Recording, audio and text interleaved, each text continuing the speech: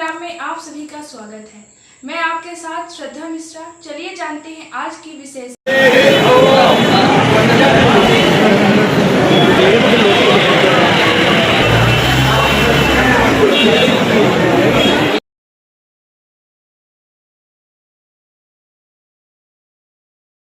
अगर आपकी भी घर में बनती है पनीर की सब्जियां तो जरा रुक जाइए और पहले इस रिपोर्ट को पूरा देख लीजिए कि कैसे देश के हर एक कोने में पहुंचा जा रहा है। यह नकली पनीर आपको मौत के घाट भी उतार सकता है। अभी कुछ ही समय पहले उत्तराखंड की राजधानी देहरादून में 400 किलो नकली पनीर पकड़ा गया, जिसे नैनीताल की होटल और रेस्तरां में सप्लाई किया जाना था। अगर आपके भी घर में पनीर बहुत ही इच्छाओं के साथ खाया जाता है तो आज हम आपको इस नकली पनीर से जुड़ी कुछ ऐसे राज की बात बताने वाले हैं। इसे जानना आपके लिए बेहद ही जरूरी है। इस वीडियो को स्टार्ट करते हैं। दोस्तों, आपको बता दें कि भारत में ऐसे कई छोटे छोटे गांव हैं जहां नकली पनीर बनाने का काम चल रहा है। वही हमें नकली पनीर बनाने वाले बताते हैं कि जिसकी जैसी डिमांड होती है उसको वैसी ही लागत वाला पनीर बनाया जाता है। यूपी और हरियाणा से कई इलाके हैं जहां से प्रतिदिन 1000 किलो पनीर इलाकों में भेजा जाता है। आपको बता दें कि वर्ल्ड हेल्थ ऑर्गेनाइजेशन ने भारत को नकली पनीर और दूध जैसी चीजों के लिए अलर्ट भी किया था। इसके अनुसार सरकार अगर दूध की मिलावट को लेकर सख्त कदम नहीं उठाती है तो साल 2025 तक देश के 87% लोग कैंसर जैसी बीमारी के शिकार हो सकते हैं। यह मात्र कुछ पैसों के लिए आपकी और आपके परिवार के साथ इतना बड़ा खेल खेला जा रहा है, जिसे जानकर दोस्तों